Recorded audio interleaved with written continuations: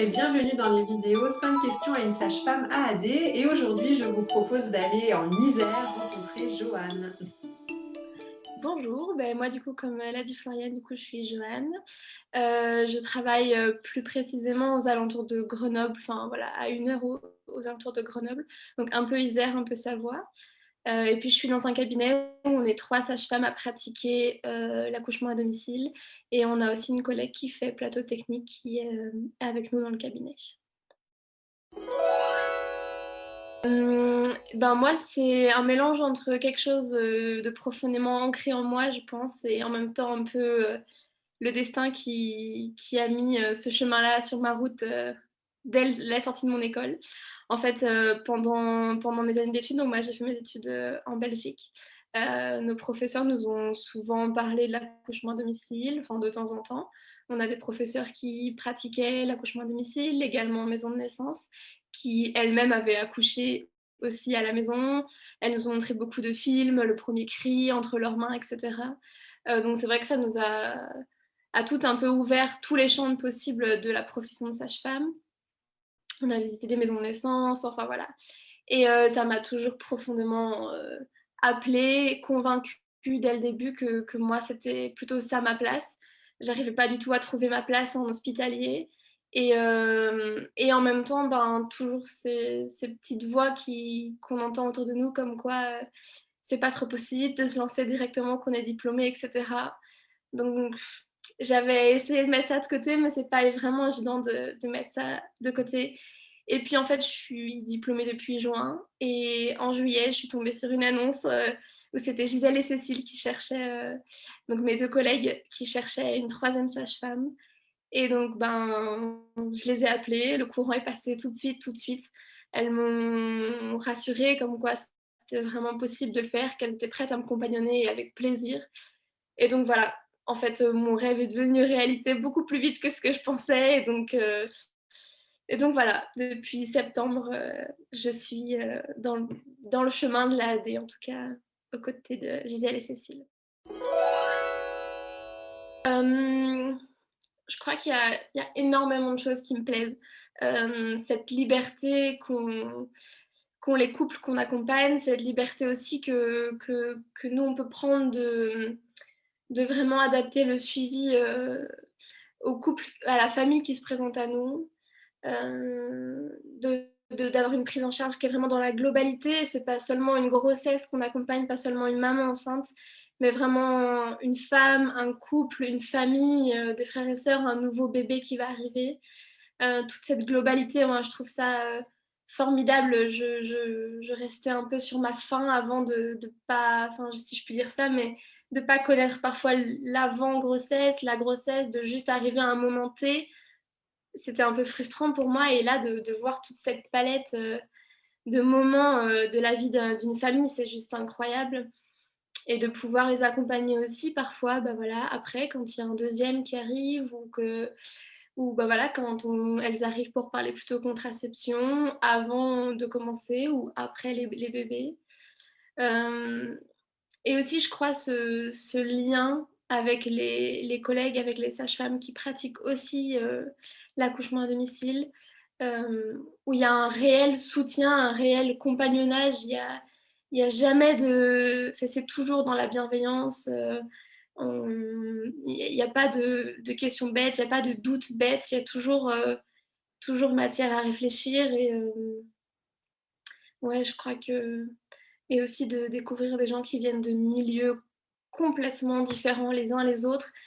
Euh, et ouais, c'est riche. Il n'y a aucune journée qui se ressemble. Chaque jour est différent. C'est super, super riche. Et des moments, enfin voilà, c'est des moments extraordinaires, des moments aussi très compliqués parfois, mais qui sont, enfin, on est au cœur même de la vie. Et ouais, de pouvoir proposer ça aux familles qui sont désireuses d'avoir ce projet-là, je trouve ça chouette. Euh, Au niveau des freins personnels, je dirais que pour l'instant, un des gros freins que j'ai, moi, c'est ce manque de confiance énorme qui n'est pas du tout légitime d'avoir, même s'il y a une perpétuelle remise en question. Et ça, Sur ça, on est complètement d'accord. Mais c'est voilà, c'est des études qui ont été très difficiles, dont je me relève, tout juste et qui ont laissé en moi, hem, cette absence de confiance de ma personne, en fait. J'ai entièrement confiance, en toutes les personnes que j'accompagne. J'ai confiance maintenant en mes gestes et cetera. Et en même temps, parfois, il y a toujours ces petites voix des études qui reviennent en te disant: «Oh, tu en es pas capable, tu fais pas ça bien» et cetera. Ça, c'est un frein pour l'instant que j'ai, mais qui disparaît, de plus en plus et qui est vraiment, comparé au tout début, qui est vraiment, voilà, minime maintenant. Mais et sinon, bah, voilà, un des freins, mais je pense que je ne serai pas la première à le relever, bah, voilà, le contexte actuel qui n'est pas du tout favorable, à l'exercice et aux parents qui veulent accoucher à la maison. On n'a pas d'assurance, on n'est pas soutenu, par le monde, j'ai envie de dire même politique, par le monde médical, on n'est pas non plus soutenu par nos pairs et ça, c'est quelque chose, voilà, c'est un frein qui moi, voilà, j'ai beaucoup de mal, il y a des jours où, bah, voilà, on fait abstraction et puis il y a des jours où ça nous revient un peu, comme une vague en pleine tronche et ça, c'est difficile. C'est vrai que moi, je peux pas vraiment m'empêcher de comparer dans le sens où, en Belgique, alors certains sont tout à fait contre l'accouchement à domicile et ça les regarde aussi bien. Mais je trouve que dans la profession de sage-femme, il y a un soutien des pairs et qui moi, me paraît hyper important et que j'ai un peu plus de mal malheureusement à retrouver ici. Hem, de par le contexte, de par plein de choses et je jette la pierre à personne bien évidemment. Mais c'est vrai qu'un frein, ouais, c'est cette difficulté d'avoir du soutien dans nos pairs qui exercent dans tous les milieux. Ça, c'est quelque chose de difficile, ouais, je trouve. Oh là là, des anecdotes, même si j'ai pas commencé depuis longtemps, il y en aurait des il y en aurait vraiment plein. Et le meilleur souvenir, c'est pareil, je crois qu'il y en a pas un plus fort que l'autre, à chaque naissance, je continue de verser ma petite larme et je crois que je continuerai encore des années, je sais pas pourquoi, mais à chaque fois, ça vient me prendre, au plus profond. Mais un des dernier accouchement où j'ai été, c'était vraiment, c'était drôle à quel point il y a eu quand le bébé est arrivé, il est arrivé très, très vite. Hem, il est arrivé très, très vite, ça a surpris un peu tout le monde et quand il est né, il y a eu cette espèce de la maman, elle s'est mise à éclater de rire, mais un rire profond, puissant de bonheur. Elle souriait, elle pleurait, elle riait en même temps, c'était magique. À tel point, elle était, à la fois contente de l'avoir fait, à la fois stupéfaite de l'avoir fait et de l'avoir fait si vite et comme ça et qu'en même temps, ça y est, son petit bébé était là et elle y avait tellement rêvé pendant des années et là, il était là et c'était elle osait même pas le toucher, elle était toute, et c'était beau à voir, c'était vraiment on a tous du coup fini par rire, c'était vraiment un moment, jamais je me serais dit qu'on pouvait rire aussi fort pour une naissance parce que souvent on est plus dans d'autres émotions que le rire, mais c'était communicatif et elle nous regardait avec des grands yeux, enfin c'était magique. C'était vraiment ça, c'est quelque chose qui m'a marquée et ce rire, profond qui nous a tous transpercés, ça c'était génial et ouais, je sais pas, il y en a plein d'autres, mais c'est celui-là, un des derniers en date qui m'a marquée donc non, ça c'était vraiment, d'une pureté absolue et enfin c'était d'une spontanéité, voilà, ça a été vraiment cette émotion-là et c'était incroyable. Mon message, c'est celui que j'aurais aimé entendre moi, que j'ai entendu une première fois, hem, où en fait, le métier de sage-femme, il est de multiples palettes. C'est pas forcément obligatoire toujours de se former dans une palette pour pouvoir être formé aux autres, pour pouvoir accéder aux autres.